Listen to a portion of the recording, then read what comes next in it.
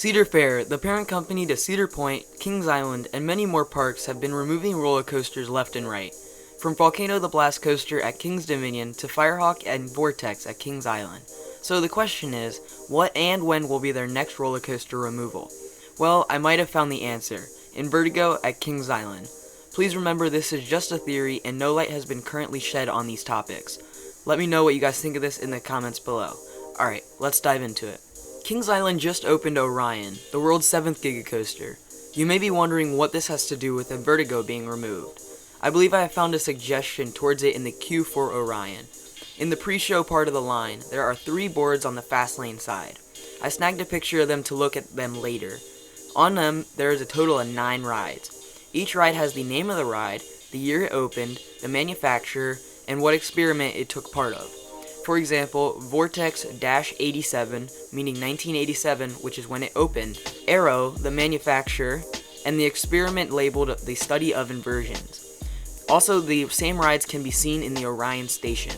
These rides include in order from oldest to newest: Shooting Star, a PTC wooden roller coaster from 1947, the Rotor, a flat ride from 1972, the Bayern Curve, a flat ride from 1973, Zodiac, a flat ride from 1975, Skylab, a flat ride from 1986, Vortex, an Arrow looping coaster from 1987, Flight of Fear, a Premier Rides launch roller coaster from 1996, Invertigo, the inverted Vekoma boomerang roller coaster from 1999, and Firehawk, a Vekoma Flying Dutchman roller coaster from 2007.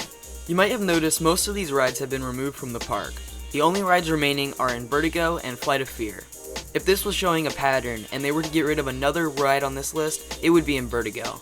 This is because Kings Island just redid the facade of Flight of Fear to fit the Orion theming, if that makes any remote sense. In addition to this theory, many people of the general public and some coaster enthusiasts alike dislike Invertigo a lot. It is pretty short and has a lot of headbanging to sum up the overall experience, but there's a lot more wrong with the roller coaster in my opinion. Although this seems like a solid argument, there is always another side. The most recent roller coaster removals have been because of the manufacturers no longer supporting the coaster model. This is what happened to Firehawk and Vortex. If I'm correct, the Vekoma Boomerang models are still being supported today, which makes this coaster removal different to the others. Going back to the list of rides I said earlier and following the trend that these rides follow, this would suggest the removal of Flight of Fear from the park sometime in the future. To be honest, I don't see the park removing it. It gets a huge amount of ridership every day, despite being one of the rougher coasters in the park.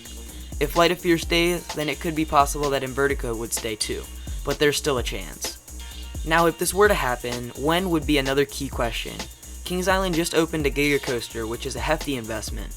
They also have to find something to replace Vortex, which I'm hoping for a ground-up RMC. This would also be a very big investment.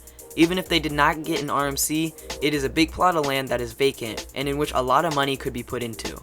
Based on past trends for Kings Island, this will most likely come in 3 years or so, as Banshee came in 2014, Mystic Timbers opened in 2017, and Orion in 2020.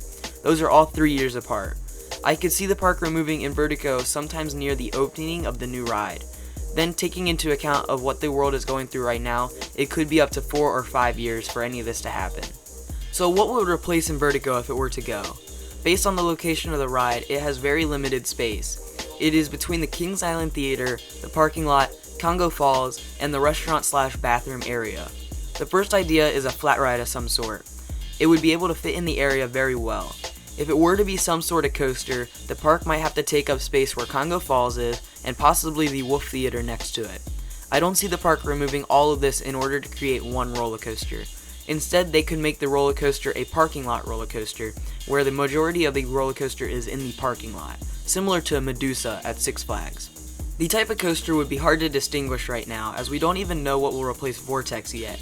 Looking at the current lineup for the park, it needs an RMC, as I mentioned earlier, a good multi-launch coaster, like Copperhead Strike at Carowinds, and maybe a floorless coaster.